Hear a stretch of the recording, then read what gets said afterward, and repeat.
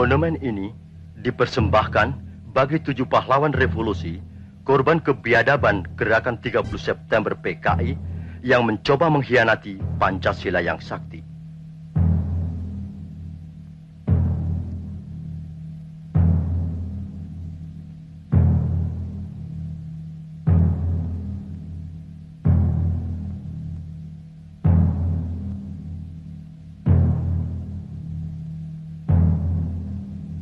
Cita-cita perjuangan kami untuk menegakkan kemurnian Pancasila tidak mungkin dipatahkan hanya dengan mengubur kami dalam sumur ini.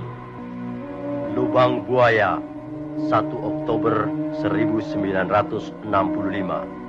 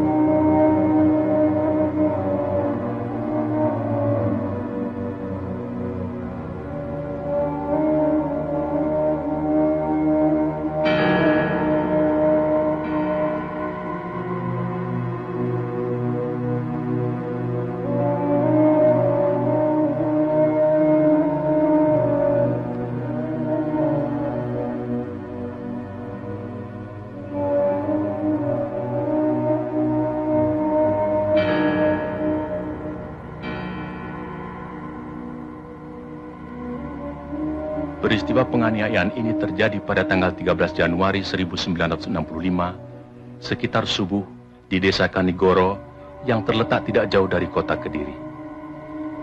Ribuan orang-orang PKI menyerbu tempat training center pelajar Islam Indonesia. Kecuali melakukan pemukulan terhadap seorang kiai dan beberapa orang guru, mereka menginjak-injak kitab suci Al-Quran. 2 hari kemudian, pada tanggal 15 Januari 1965, di suatu desa juga di Kediri, ribuan orang-orang PKI menyerang petani Sudarno dengan dalih sengketa sawah. Kepala desa yang mencoba meleraikan dan menengahi tidak luput pula dari pengeroyokan dan penganiayaan. Pada tahun yang sama, di Sumatera Utara, terjadi aksi sepihak PKI yang dikenal sebagai peristiwa Bandar Betsi. Peristiwa ini merupakan sengketa tanah milik negara dengan kaum tani yang menggarap secara tidak sah, dan sebenarnya persoalannya telah diselesaikan secara baik. Tetapi kaum tani kemudian dihasut oleh orang-orang BTI PKI untuk menduduki kembali tanah itu secara sepihak melawan pemerintah. Dalam peristiwa ini seorang petugas Peltu Sujono tewas karena dikeroyok dan dianiaya.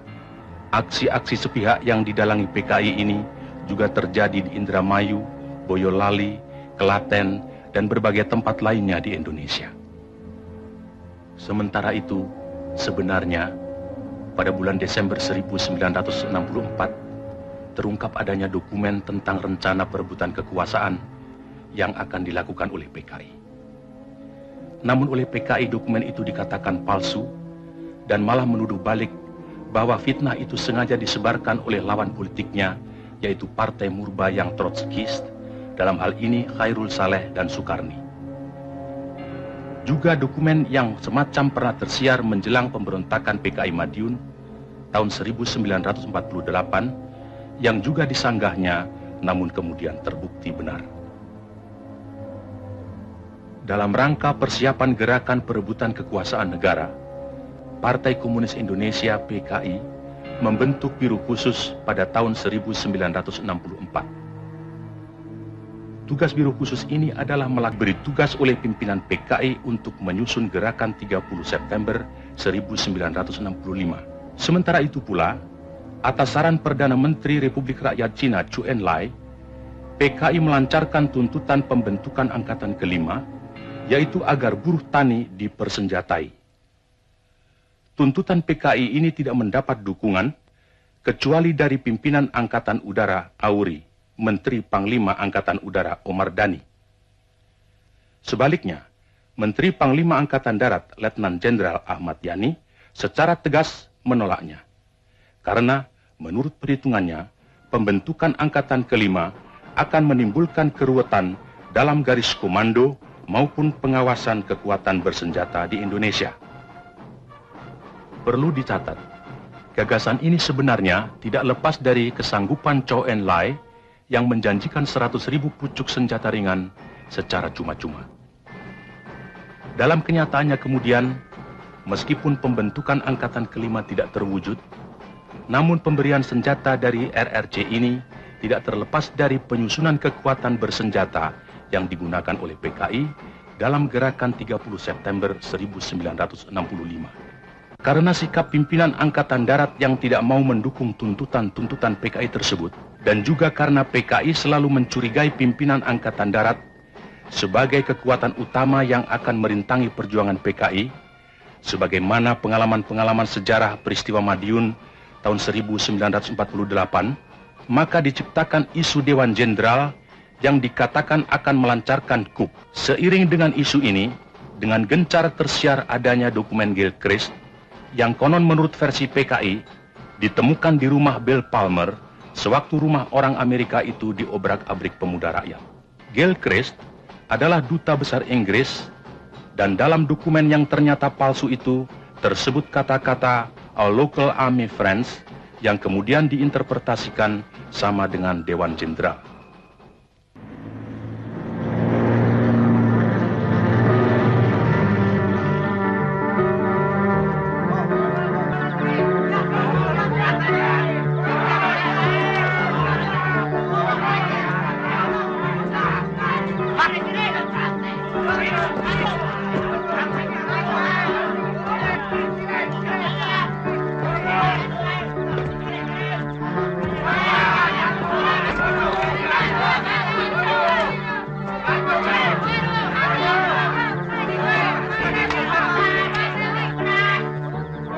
Orang masih dalam keadaan hidup, sedangkan 3 orang diperkirakan sudah mati.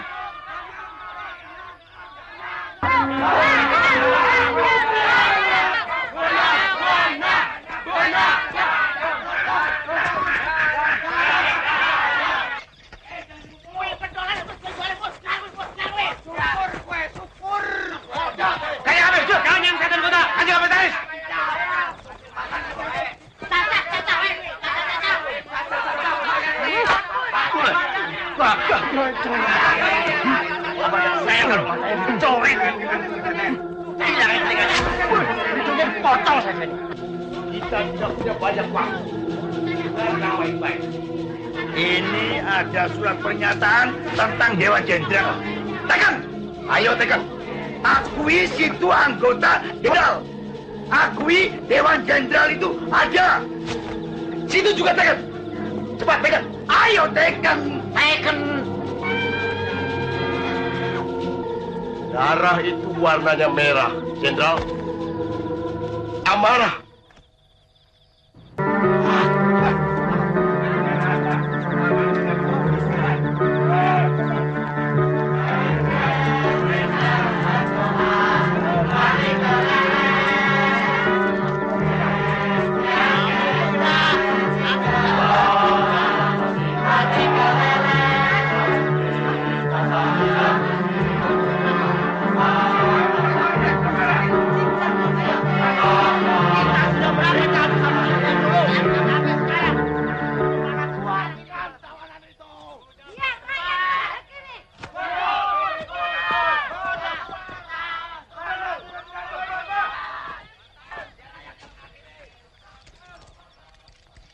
Dan itu pedih, Jenderal.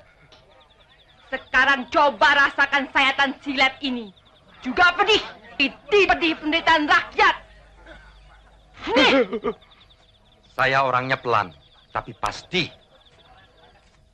Belum juga mau bicara. Ayo bicara. Tidak mau. Pakai ini, mau. Siksaan neraka ini belum dimulai, Jenderal. Jenderal mau menurut apa kata saya. Bukan main wanginya minyak wangi Jenderal. Begitu harum sehingga mengalahkan Bung Amis darah sendiri. Masih tutup mulut. Tekan. Tekan. Tekan. Ayo Tekan. Mana Nasution? Jawab. Mana? Ayo jawab. Masih terus bungkam. Bungkam. Bungkam. Ayo. Terus bungkam. Bicara.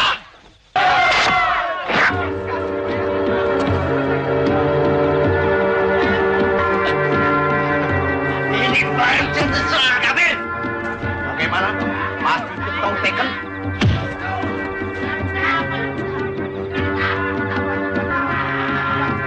Saya bisa injek sampai mampus, Jenderal. Tekan!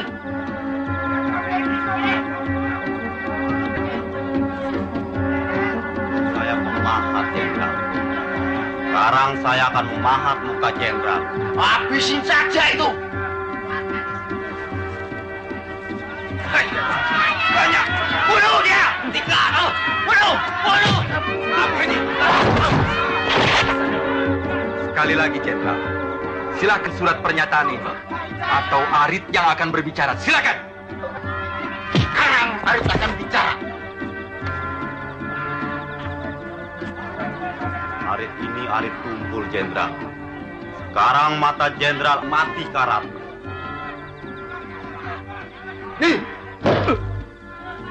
Kejar.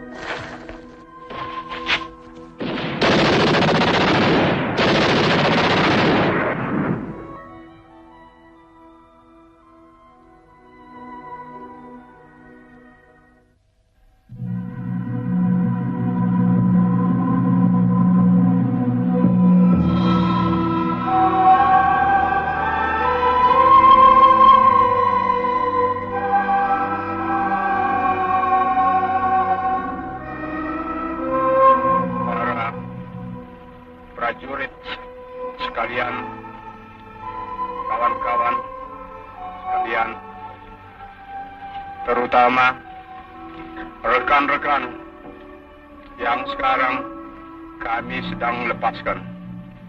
Bismillahirrahmanirrahim. Hari ini hari angkatan bersenjata kita. Hari yang selalu gemilang, tapi yang kali ini hari yang dihinakan oleh fitnahan, dihinakan oleh khianatan, dihinakan oleh penganiayaan. Tetapi hari angkatan bersenjata kita, setiap prajurit tetap rayakan dalam hati sanubari kita dengan tekad kita, dengan nama Allah yang Maha Kuasa, bahwa kita akan tetap menegakkan kejujuran, kebenaran, keadilan.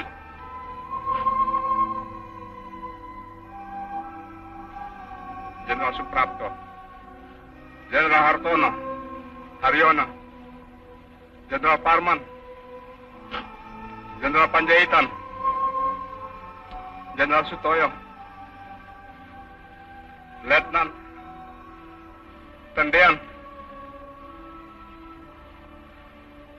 kamu semua mendahului kami.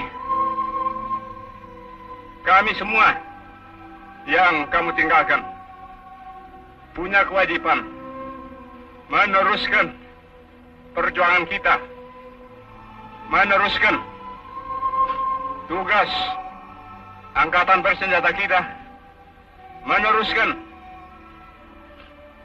perjuangan TNI kita, meneruskan tugas yang suci.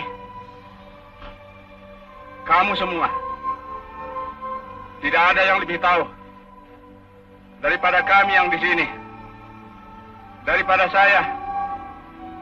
Sejak 20 tahun kita selalu bersama-sama membela negara kita, perjuangan kemerdekaan kita, membela pemimpin besar kita, membela cita-cita rakyat kita. Saya tahu kamu manusia tentu ada kekurangan, ada kesalahan. Kita semua demikian. Tapi saya tahu kamu semua telah 20 tahun penuh memberikan semua dharma baktimu, semua yang ada padamu untuk cita-cita yang tinggi itu. Dan karena itu, kamu biarpun hendak dicemarkan, hendak difitnah bahwa kamu pengkhianat, justru di sini kami semua saksi yang hidup. Kamu adalah telah berjuang sesuai dengan kewajiban kita semua, menegakkan keadilan, kebenaran, kemerdekaan. Tidak ada yang ragu-ragu. Kami semua sedia juga mengikuti jalan kamu. Jika memang fitnah mereka itu benar, kami akan buktikan.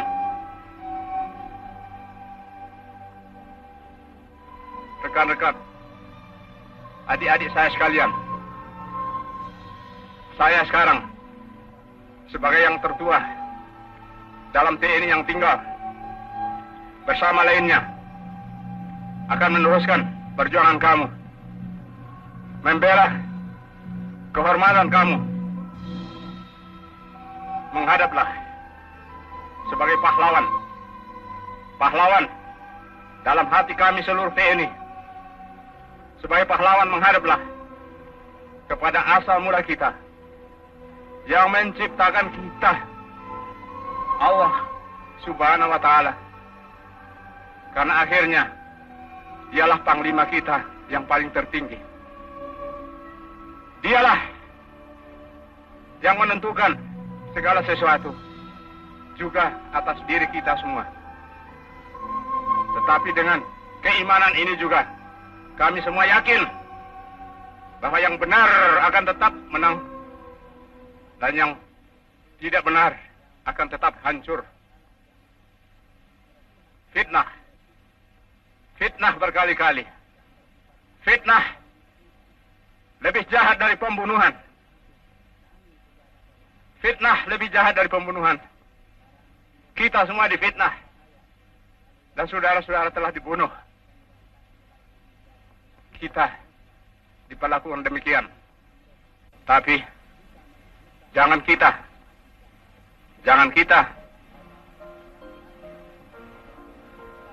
dendam hati. Iman kepada Allah Subhanahu wa Ta'ala. Iman kepadanya meneguhkan kita, karena Dia perintahkan kita semua berkewajiban untuk menegakkan keadilan dan kebenaran.